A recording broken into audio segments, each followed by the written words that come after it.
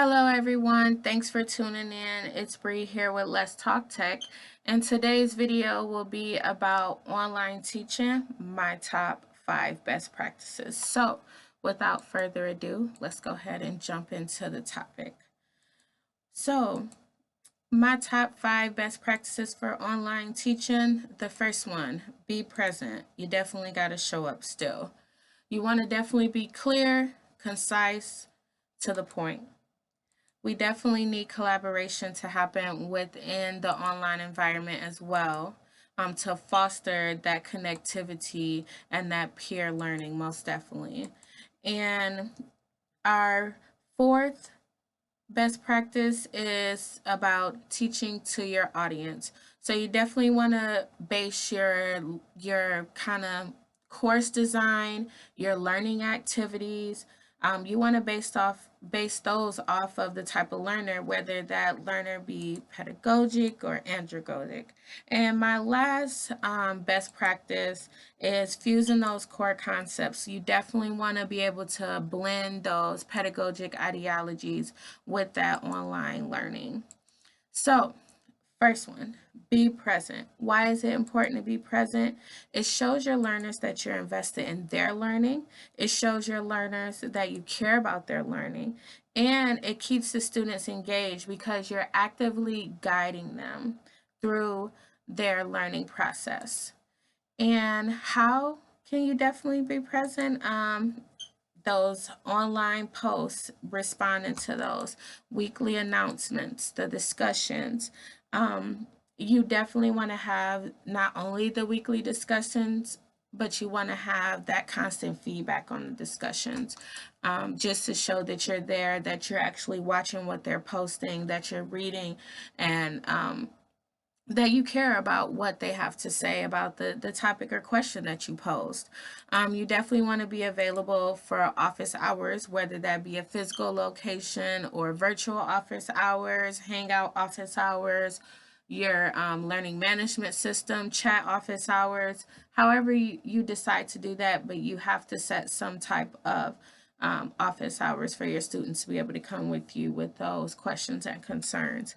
You definitely want to show your personality and your passion throughout your class. With not being face to face, it already takes out that human communication. So you lack seeing how that other person is. You lack that connectivity. So you definitely want to find ways to incorporate that in your online teaching. And something I think that is really cool is to have those video introductions or sometimes mixing it up with having video lectures instead of your regular lectures. So it gives them something to kind of listen to and look at, get that visual and auditory going there to get them engaged in that learning process. The next one is to be clear. Why is it important that you are clear and concise in everything that you do? It definitely sets those course guidelines, it sets those expectations up front, and it reduces the uncertainty.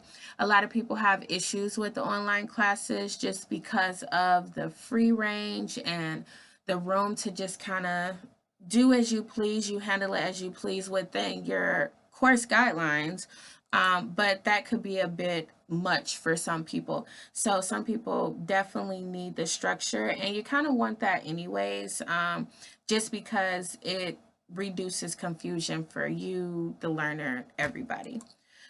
Ways that we can be clear, again, setting those explicit direct instructions. You want to definitely always have a course syllabus. You definitely want to have a detailed course schedule.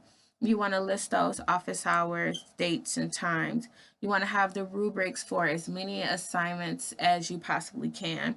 That comes in handy. Even me, as being an online learner, I appreciate the rubrics because it lets me know where I messed up, what I need to go to, what kind of issues I needed to address. And my last couple of classes, I've had professors who have definitely made the rubrics available, and I have enjoyed that. You want to definitely set clear assignment directions. And a good thing is to provide examples of other work. You definitely want to get permission, of course, but get some previous students' work and ask them, is it okay? Get that written consent. Is it okay, if I showcase your work for my future classes? Because, it was exemplary and it could give that student some boost. It lets them know that you are still actively caring about their education and caring about their learning, and that you see their progress and see their hard work, and you want to display that, and that also builds that good teacher student learner relationship within online courses. um, the next topic is collaboration. In here we talk about more so collaboration within the peer-to-peer aspect, but you can also do collaboration amongst your professors or your cohorts as well. Collaborate on assignments, collaborate on projects, and sometimes, collaborating on ideas helps the transition to online teaching a little bit easier because you build that support network, that system, that backbone that you can go to. But why is collaboration among that peer to peer, that student student relationship, so important? It does foster the peer support, it fosters peer learning, it helps foster self learning, teamwork, inclusion. It promotes definitely social interaction, knowledge sharing, and you definitely want to have all of those things not only within your online teaching, but within your face to face classroom as well. But it's more important because in the online classroom, everybody is distant. So you have to go that extra mile to bring everyone back together. And how do we foster the collaboration within our online classrooms? We definitely want to have those discussions, those group activities, the mini group projects. Personally, I don't like mini group projects. I don't like group projects, but they're really good. I've did a couple of them in a couple of my recent courses I've taken. So they didn't work out, or they didn't come out too bad. That's just my personal thing, but they're really good for collaboration activity online. The peer review on the assignments, you definitely want to have feedback assignments and assessment assignments, and you can even break your feedback assignments up into chunks. You don't have to always wait until the end of your course to do your feedback. You definitely want to do it early in the course as well, because if there's things that aren't going right, you definitely want to address those early and try to change them and see if the new ways you're implementing are working, before the end of the course, and then you realize that your learners didn't get what you were um, setting to give them out of the course. So, next, you definitely want to teach to your audience. Why is it important to teach to your audience? You definitely need to keep the learners engaged. You want to have that tailored learning experience to keep them engaged, to apply it to the real world problems. We've know, well, it is knowledge that when you apply your subjects or your projects activities to real world problems, it helps the information stick more. It keeps the learner engaged because they actually feel more invested in their community. They feel that they are actually in the middle of fighting for whatever the topic or situation is. How do you teach to your audience? You definitely need to dive into what type of learners you have, whether that be pedagogic or andragogic. We know with the pedagogic learning styles, it's more of a dissemination of information, and more andragogic learning styles would be more of self learning. They're more internally motivated to learn what they need to learn, and they don't want to learn anything that's not going to be immediately beneficial. And our next practice is going to be fusing our core concepts. Why is it important to fuse the core concepts? It definitely gives that knowledge retention. It sets that personalized learning path for our learners. You get to set those performance goals and you are engaged in the learning process.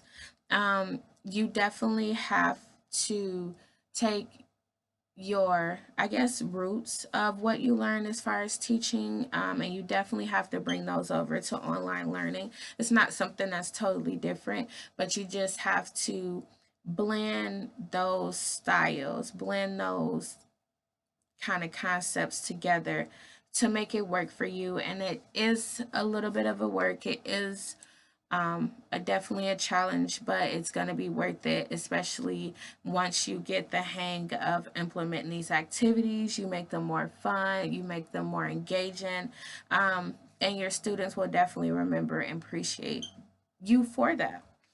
Um, and how do we fuse our core concepts? We can do blogs, discussion, journals, definitely all types of learning activities. The case studies are something they showcase greatly the process of blending those styles, the project based learning. Um, just for example, I had one class I was reading about where some students did a math project where they had to calculate how many trees were on this forest, how many trees they could cut down, because you can only cut down a certain amount of trees because they donated them, I guess, or sold them to making tables, but they still needed a certain amount of trees left to produce more trees for the next harvesting season. And it was, I mean, even for me learning it, and it was a K through 12 project. For math, but it was really interesting to me. And I was like, ooh, you know, going out and learning about trees, learning about nature. And I mean, being outside, that's just in itself, you get to learn in a different context, and it just switches up that learning process for the learners. And I definitely do like the case studies and the project based learning. Again, you can incorporate those mini group projects, um, and you definitely want to find a community of your own. Again, you want to have someone you can talk to. You want to have other educators you can collaborate with on ideas, and you want to be able to have people that you can learn from, and you can give knowledge to as you grow your knowledge base with online learning. So again, definitely like the video. If you did, thanks for tuning in, subscribe, and thanks for tuning in to Let's Talk Tech.